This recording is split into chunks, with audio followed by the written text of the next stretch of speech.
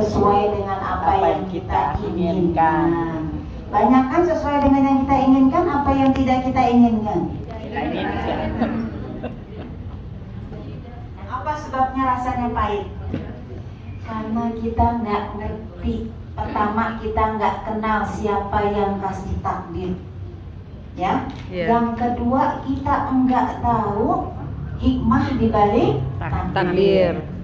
Sama halnya kayak misalnya nih ibu lagi di jalan, ya, lagi jalan-jalan lah sendirian. Terus tiba-tiba ada yang nepok dari belakang, orangnya nggak dikenal, kira-kira ibu marah nggak? Marah. Ya. Siapa ya? Bukan gitu siapa lu darah tinggi lu kok kayak gitu. Misalnya, siapa ibu ya? lagi jalan sendirian, yang nepok kita, ya, yang nyapa kita, orang yang udah lama kita pengen ketemu, misalnya SMA, lama gitu ya, kita kalau di medsos mah suka chattingan, tapi nggak bisa ketemu. Tahu-tahu dilalahnya ketemu sama dia, rasanya gimana Bu? Nah, ya. Jadi kita itu seringkali salah menafsirkan takdirnya Allah karena kita belum kenal Allah maunya apa. Kalau kita udah kenal Allah, bagaimana kebaikan Allah, bagaimana sifat-sifat Allah, gimana sayangnya Allah sama kita, pasti kita akan bilang, ya Allah makasih. Lagi sakit, makasih ya Allah saya dikasih sakit. Selalu terima kasih. Jadi aja hidupnya awet. Bersyukur. Gimana? Orang sakit bersyukur. Makan juga nggak doyan. Makanya kalau orang sakit dibawainnya yang Enak-enak, lontong, pastel, bakwan. Yang makan ya Sehat. Ya. Coba orang sakit dulu diajak jalan-jalan, mau nggak? Lemas. Beliin baju baru mau nggak? Mau baju baru. Pikirannya Pengen sehat. Ya. Makanya beda kalau orang-orang yang sakit. Maka di sini Allah nyatakan, dan pada sisi Allah lah kunci semua yang gaib, ya, karena semua hal yang kita tahu, ya, memang karena Allah kasih tahu. Banyakan yang kita enggak tahu, ya, termasuk takdir kita, ya, kita nggak pernah tahu. Bahkan Nabi pun nggak tahu, kecuali yang memang Allah kasih tahu. Makanya kalau kita ketemu orang yang bisa rawang, bisa nebak-nebak, jangan percaya. Ya, kenapa? Karena bohongnya lebih banyak dibandingkan benar. Setiap kajian gue mulu. Kebetulan aja cocok lagi.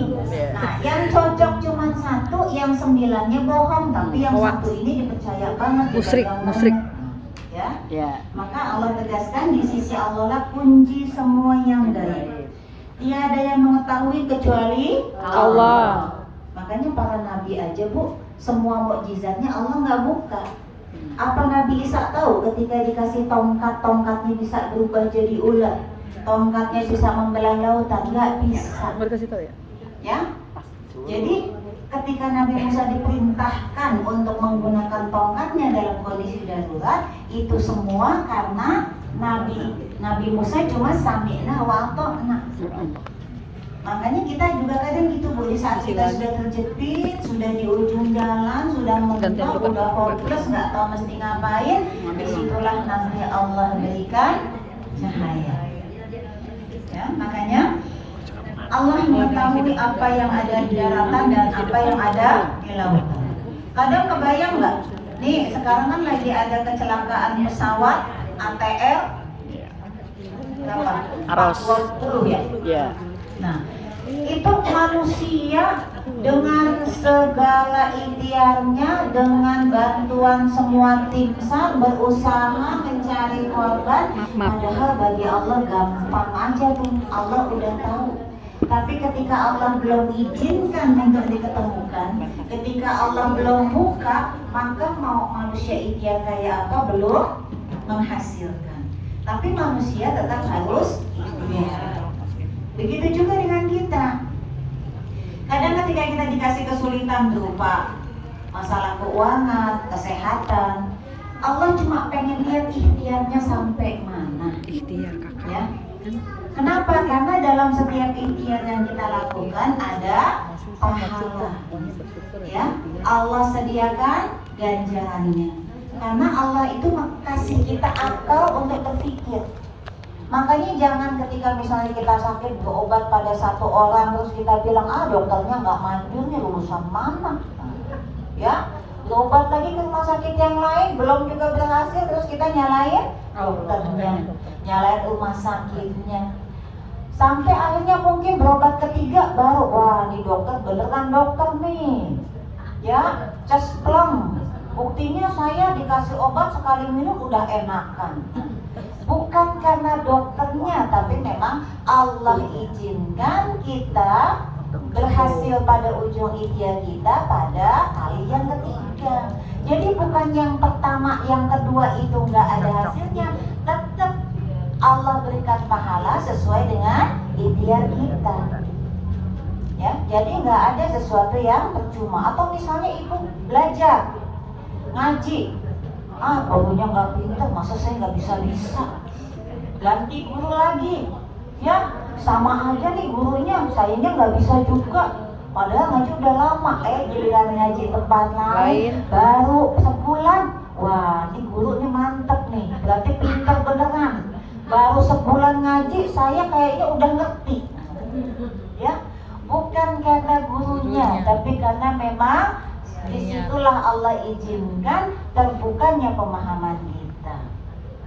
Ya, jadi jangan juga kemudian kita menafikan ikhtiar-ikhtiar sebelumnya, menafikan orang-orang yang berjasa dalam hidup kita. Ya, semuanya memang sudah Allah susun, itu bagian dari perjalanan ikhtiar kita. Kadang kan suka gitu, tahu begitu mah dari awal aja berobat ke sini. Tahu begitu mah dari awal aja belajarnya di sini, kan nggak pakai lama-lama saya pinternya. Ya, enggak begitu. Karena Allah memang ingin kita itu memperpanjang pahala kita dengan traveling ilmu. Maka kalau kita open minded, ya mata kita seperti mata lebah, maka apapun yang kita lihat insya Allah mendatangkan keindahan dan manfaat. Ya, insya Allah walaupun kalau dengerin ustazah ini ngantuk, tapi ada lah yang saya dapat. Ya, jadi jangan fokus sama ngantuknya Bu, minimal ada insya Allah perkataan yang bisa diambil walaupun nggak banyak. Tapi kalau matanya mata lalat yang dilihat udah yang jelek, ya nggak enak banget nih ustadznya, ya nggak ada bercandanya, serba tegang, bikin bete, ya. Makanya pernah ada analogi ya, seorang anak yang dia itu protes sama ibunya, Bu saya nggak mau ngaji lagi, kenapa? Ribet di sana banyakkan ngobrolnya dibanding ngajinya, saya jadi nggak dapat apa-apaan. Maka sama ibunya akhirnya ya dikasih tugas, coba nak kamu datang ke majelis itu ya dengan segelas air dan kamu jaga supaya air ini nggak boleh tumpah. Ya, coba kamu jalan keliling dan kamu jaga supaya air ini jangan tumpah. Maka ketika anak ini melaksanakan tugas dari ibunya, kemudian ibunya tanya, gimana nak? Ya, tumpah nggak airnya? Enggak Bu. Terus tadi kamu dengar nggak ada orang yang lagi ngobrol? Enggak, orang saya nggak perhatiin. Kamu dengar nggak? Atau kamu lihat nggak ada teman kamu yang bercanda? Enggak, orang saya fokus jagain air supaya nggak tumpah. Ya, artinya apa? Ketika kamu fokus pada niat kamu, ya, datang kajian untuk apa? Datang ke sekolah untuk apa, datang ke tempat kerja untuk apa. Ketika kamu fokus, maka kamu akan bisa mengabaikan semua hal yang sekiranya bisa membuat kamu disorientasi. Ya, jadi kita jangan nyalain orang, dia mah bercanda mulu, ya biar aja dia bercanda. Ya, mulut-mulut dia, yang penting mata kita, kuping kita buat dengerin. Ya, kenapa? Karena kan janjinya dalam hadis qudsi, mau dia bercanda, mau niatnya mau ketemuan sama bestinya, mau niatnya biar daripada gabut di rumah, ya, atau niatnya daripada kalau di rumah kelihatan disuruh-suruh mulu, mendingan datang kajian, tetap sama Allah dapat Pahala. dapat pahala. Dan setiap langkah yang dia lakukan semenjak awal dia keluar rumah hingga sampai tujuan, dan sepulangnya dari majlis, Allah ampuni semua dosa-dosanya dan Allah ijabah semua doa-doanya. Ya, jadi jangan salahin setiap orang yang pengen hadir, ya. Jangan kasih tahu dia ada kajian asik, kalau dia mah ngajak ngobrol mulu. Jangan Bu, ngajak ngaji orang itu susah, ya. Jadi kalau ada orang yang pengen ikut haji, benar. Karena kalau sampai dia ikut hadir, berarti pahala hidayah gue. Buat kita hadir dapat pahala, ditambah pahala orang yang hadir karena ajakan kita. Masya Saya nggak Allah. ngajak dia, cuma nge-share doang. Dia ngintip-ngintip status saya. Itu sama dengan Bagus, dapat pahala, Umi. ya, jadi Share apapun status. bisa. Ya, kemudian bahkan tiada sehelai daun pun yang gugur melainkan Allah mengetahuinya. Jadi nggak ada sesuatu yang dilalah, kebetulan, ujuk-ujuk, tiba-tiba. Semuanya sudah by design. Keren. Ya, udah kuning, bentar lagi jatuh ini mah pasti daunnya. Enggak, itu semua sudah Allah desain. Ya, makanya kita nggak bisa bilang, udah tua, bentar lagi juga meninggal. Belum tentu Bu, kalau Allah belum tetapkan dia meninggal. Ya, makanya jangan pernah memastikan sesuatu yang sebenarnya tidak pernah bisa kita pastikan. Ya, makanya kita jangan pernah bilang percuma. Ya, percuma dia mah ngaji pakai jilbab, kemana-mana ikut kajian, tapi masih aja ngomongin orang. Jangan bilang percuma. Jangan ya. Ya, karena kita nggak pernah tahu, bisa jadi ternyata dia punya akselerasi keimanan. Ya, ngajinya baru sekali dua kali, tiba-tiba dia langsung berubah. Kayak siapa Bu? Selin Evangelista. Ya, yang Islam dari kecil aja belum tentu mau pakai hijab. Dia yang tiba-tiba kita nggak tahu gimana prosesnya, tahu-tahu sekarang udah menutup aurat. Padahal cakep ya Bu. Iya. Nah, cakep aja nutup aurat, masa yang nggak cakep? Tapi orang kalau udah pakai hijab semuanya salah cakep. Ya. Kemudian dan tidak mengetahui pula, ya, dan tidak juga jatuh sebutir biji pun dalam gelapnya malam. Coba Ibu bayangin, ada biji apa Bu yang paling kecil? Kopi ya Kak. Kalau bukan apa tuh Ibu?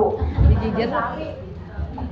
Sawi. Atau duku ya, atau apa? Biji jeruk. Jatuh dalam kegelapan malam. Malam kan gelap Bu, ya. Jatuhnya pun gak ada yang tahu. Nah kalau dulu kan jatuh gedebuk kedengeran, ya, tapi Allah Maha tahu. Ya, tidak ada sesuatu pun yang basah atau yang kering, semuanya sudah Allah catat dalam Lauhil Mahfuz, termasuk juga nasib kita. Maka nasib kita termasuk yang bisa dirubah atau enggak? Nasib bisa ya. Ada yang mubram, ada mu'allaq. Jadi takdir itu ada dua, ya. Takdir mubram itu artinya yang sudah mutlak, yang nggak bisa diubah. Kayak kita lahir dari orang tua siapa, nggak bisa milih Bu. Ya, orang tua saya cuma PNS, nggak mau keluar nggak bisa Bu. Emang kalau udah waktunya lahir tetap lahir. Ya, orang tua saya bukan orang darat, nggak keluar, nggak bisa. Tetap waktunya brojol harus keluar. Ya. Cuma masalah kalau dia mau kelahirannya sesar atau normal, nah itu berarti ikhtiar, ya. Jadi mubram ini sesuatu yang memang kita nggak bisa pilih, harus terima. Nah kalau yang mu'allaq artinya tergantung. Ini Allah berikan bebas terbatas. Artinya masih ada yang bisa kita rubah berdasarkan ikhtiar kita. Ya, misalnya apa? Sehat. Ya, dulu waktu bayinya dia sakit-sakitan karena orang tuanya rajin ngajak berobat, ya alhamdulillah jadi sehat, ya. Jadi umroh itu sesuatu yang absolut, mutlak, yang kita memang cuma bisa terima, nggak bisa pilih. Kalau mu'alaf itu kita masih bisa ikhtiarkan untuk berubah, selama tidak melanggar syariah. Begitu lahir hidungnya pesek, Masih. nggak bisa, ya, karena itu melanggar syariah. Tapi kalau misalnya dulunya hitam, terus pengen putih, Suntik. dengan apa? Lulur. Perawatan bisa, ya. Kemudian di ayat berikutnya, dan Allah yang menidurkan kamu di malam hari. Makanya Bu, kita kan kalau mau tidur minta izin dulu ya. Bacanya doa apa? Bismillah. Dengan nama. Kita minta izin artinya, ya Allah, Bismika Allahumma. Ya Allah, dengan namamu. Ya, Allahumma ahya, dengan namamu ya Allah yang menghidupkan saya. Wa amut. Jadi kita kalau tiap hari itu latihan mati, Bu.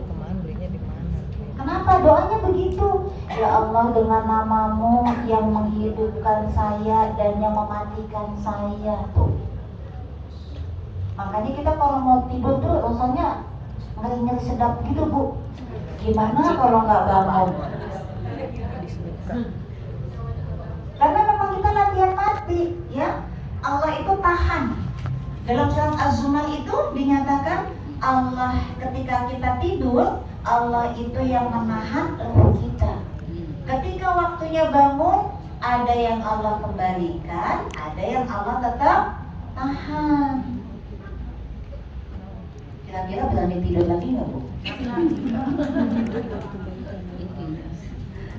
Lagi melek aja kalau waktunya mati ya mati juga, Bu. Nggak nunggu kita tidur, ya. Cuma ya memang seperti itu, ya, tidur itu adalah bagian dari proses kematian. Makanya kita kalau mau tidur baca doa, minta izin. Makanya ketika kita bangun, kita bacanya apa? Alhamdulillah, ya Allah, ya, karena berarti hari ini ada misi, ada tugas yang harus kita selesaikan. Ya, makanya di sini Allah yang menidurkan kamu, ya. Jadi ya gimana saya nggak tidur, orang saya udah ngantuk. Bukan karena ngantuk, banyak orang ngantuk nggak bisa tidur, Bu. Udah minum obat tidur enggak juga tidur, udah begadang enggak juga bisa tidur, ya. Udah ngitung kayak Mr. Bean, ngitung kambing enggak juga bisa tidur. Udah baca Quran katanya bisa bikin ngantuk enggak juga tidur. Ya, kenapa? Karena di sini Allah tegaskan yang menidurkan kita itu adalah Allah. Makanya kalau kita orang yang ngantuk kan, ya udah alhamdulillah, banyak orang yang nggak bisa tidur, sama Allah kita dikasih gampang banget tidur. Ya, baru niat ngaji aja udah ngantuk. Apalagi buka Quran. Ya, itulah Masya Allah. Jadi kalau kita ngantuk, kita tidur, ya alhamdulillah ya Allah, saya masih bisa tidur enak. Dan Allah juga yang mengetahui apa yang kamu kerjakan pada siang hari dan membangunkan pada siang hari untuk disempurnakan umurmu pada yang telah ditentukan. Jadi kita ngaji, kita sholat, kita aktivitas, kita ngurus rumah tangga, sebenarnya adalah untuk apa? Menyempurnakan umur, kata Allah. Sampai ajal menjemput. Makanya ngaji jangan sampai bisa, tapi sampai mati. Bisa nggak bisa tetap ngaji. Ya, mati nggak mati tetap ngaji. Karena kalau kita malas ngaji, nanti ada waktunya kok kita di ngajiin. Ya kan? Males ngaji, gua ngajiin yuk. Mati itu namanya. Pilih mau sholat Al-Fatihah apa Yasin. Meninggoy. Ya. Kemudian dan kepada Allah semuanya kamu kembali. Jadi mau sekarang mereka masih belum mau memeluk Islam, masih belum mengakui Allah sebagai Tuhannya, tetap aja sukarela atau enggak kembalinya tetap kepada Allah. Kemudian Allah memberitahukan kepadamu apa yang dulu dikerjakan. Makanya kalau sekarang orang mau ngeles, nggak mau ngaku, mau ngumpetin kemaksiatannya, kejahatannya, semua sudah diverifikasi, sudah tercatat sempurna, semuanya tinggal buka-bukaan. Ya, makanya nggak ada lagi yang bisa. Kenapa? Karena yang jadi saksi nanti bukan lisan kita, tapi tangan kita bicara, kemana aja, ngapain aja, kaki kita dilangkahkan kemana. Makanya pernah ada seorang ulama yang dia itu sama Allah dikasih ujian, ya, ketika dia menderita suatu penyakit, terus dia kakinya harus diamputasi, dia bilang apa? Alhamdulillah selama saya hidup, kaki saya tidak pernah saya pergunakan untuk melangkahkan ke tempat maksiat. Maka pada hari ini ketika kaki saya diamputasi, saya bisa mengembalikan amanah Allah, mengembalikan kaki ini dalam kondisi yang baik, karena saya tidak pernah menggunakan kaki ini untuk bermaksiat. Kalau orang yang beriman begitu, Bu, semuanya enak, ya, nggak ada ngeluhnya. Kenapa? Kita di dunia emang mau seberapa lama sih hidup, Bu? 60 aja rasanya udah ngap-ngapa. Makan udah nggak enak. Kalau sekarang kita masih kali, Bu, enak kali ya, dingin-dingin gini makan bakso, dingin-dingin gini makan seblak, makan Indomie pakai telur, pakai cabai rawit. Ya, tapi coba Ibu deh, usia yang